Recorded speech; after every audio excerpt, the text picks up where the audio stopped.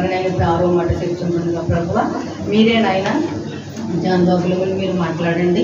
అయినా చెప్పిన వాక్యం నా తండ్రి మా హృదయాలు కట్టుకుని ప్రభువా మేము ఆ వాక్యానుసారమైన జీవితం జీవించటకు సహాయం చేయండి ప్రభువా.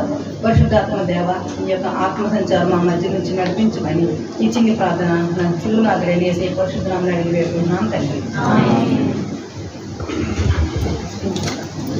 ఏడు మాటలు పలికినా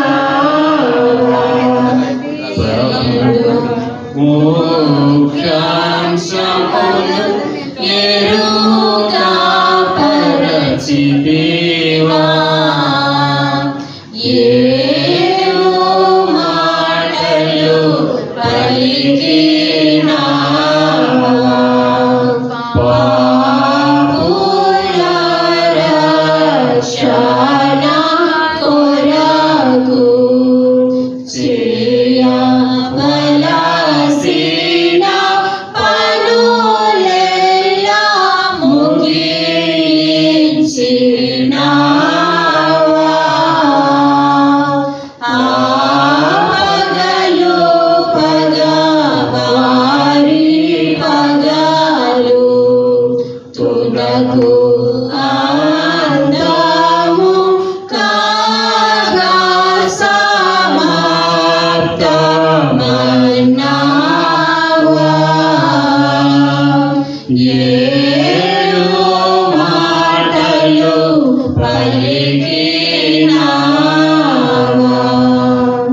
అందరికీ మరణాత. మరి ఈ అవకాశం ఇచ్చిన దైవజనులు సత్యయ్య గారికి, చిట్టమ్మ గారికి నా నిండు మరణాతలు. మరి అలాగే మరి ముందుగా దేవాదేవునికి కృతజ్ఞతా స్తోత్రాలు చెల్లిస్తున్నాను. అలాగే మరి ఈరోజు మనకి మంచి దినము ఏంటంటే శుక్రవారం గుడ్ ఫ్రైడే. ఈ యొక్క గుడ్ ఫ్రైడే జరుపుకోవడానికి ఎంత ధన్యత ఇచ్చిన దేవునికి ముందుగా మనం అందరం కూడా ఒకసారి స్తోత్రం చెల్లిద్దాం. హల్లెలూయా, హల్లెలూయా. ఎందుకంటే ఈ అవకాశం ఉన్నా కూడా ఈ యొక్క స్థలంలో కూర్చోడానికి అనేక మందికి మనసు రాదు. కానీ దేవుడు మనందరినీ కూడా ఇక్కడ కూర్చొని పెట్టినందుకు దేవునికి కృతజ్ఞతా స్తోత్రం చెల్లిస్తున్నాను. అలాగే మరి నాకు ఇచ్చిన 6వ మాటను కొద్ది నిమిషంలో మీతో పంచుకోవడానికి సిద్ధపడుతుండగా చిన్న ప్రార్థన చేసుకుని వాక్యంలోకి వెళ్దాం. సకల ఆశీర్వాదాలకు కారణభూతుడైన మా ప్రియ పరలోకపు తండ్రి, నీ ఘనమైన బంగారు పరములకు వందనాలు స్తోత్రాలు నాయన. అయ్యా ఏమాత్రము యోగ్యత లేని వాళ్ళని ఎందుకు ఎన్నికలేనటువంటి వాడిని అయినప్పటికీ 6వ మాటను పొందడానికి ప్రభువా అందివ్వడానికి మీరు నాకు ఇచ్చిన సదవకాశములు బట్టి మీకే కృతజ్ఞతా స్తోత్రములు చెల్లిస్తున్నాను పరమ తండ్రి. ఆమేన్. మరి ఇంతవరకు కూడా మనము 5 మాటలను ఎంతో శ్రద్ధగా విన్నారు. నేను మీ అందరికీ కూడా ప్రత్యేకమైన తెలియజేస్తూ 6వ మాటను నేను పంచుకుంటుండగా యోహాను సువార్త 19వ అధ్యాయము 30వ వచనం మరొకసారి ఎవరికి చదవండి. యేసు ఆ చిరక పుచ్చుకొని సమాప్తమైనదని చెప్పి తల వంచి ఆత్మను అప్పగించెను. మరి దేవుని యొక్క లేఖనంలో మనం చూసినట్లయితే యోహాను సువార్త 19వ అధ్యాయము 30వ వచనంలో చక్కని మాట మనం చూస్తున్నమాట. యేసు ఆ చిరకాను పుచ్చుకొని సమాప్తమైందని చెప్పి తల వంచి ఆత్మను అప్పగించాను.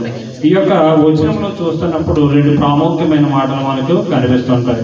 మొదటి మాటగా మనం చూస్తుంటే సమాప్తమైనది అని ఎవరు చెప్తున్నారు? యేసు ప్రభుల వారు చెప్తున్నారు. రెండో మాట తల వంచి ఆత్మ ఏం చేశారైనా అప్పగించేస్తారు.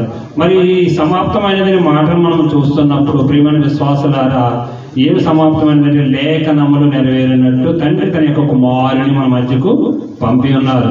పంపి ఉన్నప్పుడు సమస్తమును ఆయన ఏం చేశారు?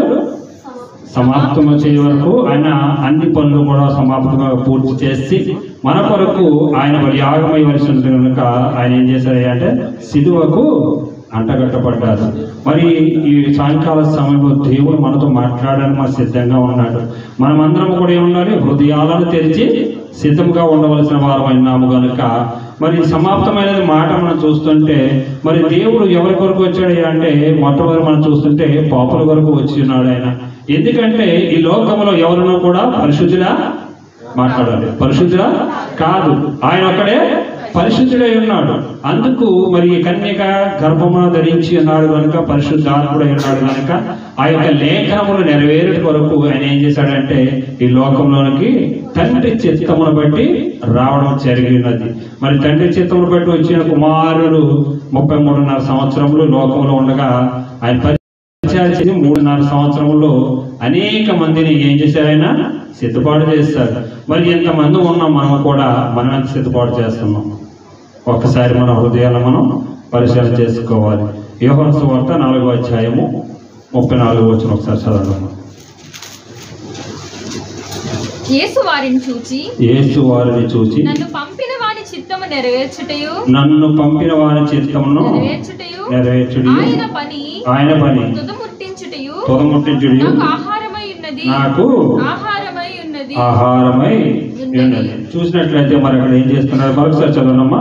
యేసు వారిని చూచి నన్ను పంపిన వాని చిత్తము నెరవేర్చుటయు ఆయన పని తుదముట్టించుటయు నాకు ఆహారమై ఉన్నది. ఏంటంటే ఎవరి యొక్క పని చేయడానికి వచ్చాడు? ఆయన తండ్రి యొక్క చిత్తాన్ని నెరవేర్చడానికి వచ్చాడు. మరి ఆయనకి ఎలా ఉందంట? అది ఆహారంలా ఉందంట. మరి మనం ఏం చేస్తున్నామంటే ఈ రోజుల్లో మనకి ఇచ్చిన సమయాన్ని మనం వ్యర్థంగా చేస్తున్నాం, కానీ దేవుని కొరకు ఆహారముగా మనం కూడా ఏం చేయాలి? జీర్ణించుకోవాలి. ఈ రోజు సమాప్తమైనది మాట మనం చూస్తున్నప్పుడు ఆయన యొక్క తండ్రి యొక్క చిత్తాన్ని నెరవేర్చడానికి వచ్చాడు. మరి దేవుని యొక్క మాట యొక్క చిత్తంలో కూడా మనం ఏం చేయాలి? నెరవేర్చవలసిన వారమై ఉన్నాము. మరి నెరవేరుస్తున్నామా? ఒక్కసారి మనం ఒక పరిశీలన చేసుకోవాలి. సంవత్సరాలు గడిచిపోతున్నాయి, అనేక సంవత్సరం మన జీవితంలో గడిచిపోతున్నాయి, కానీ మనలో మార్పు రావటం లేదు. కానీ ఈ శుక్రవారము శుభ శుక్రవారము ఇది ఎంతమందికి లేని ధన్యత దేవుడు మనకి ఇచ్చి ఉన్నాడు. ఎందుకంటే మరి ఒక్కసారి నా బిడ్డ మారుతుందేమో, నా కొరకు ప్రకటిస్తుందేమో అనే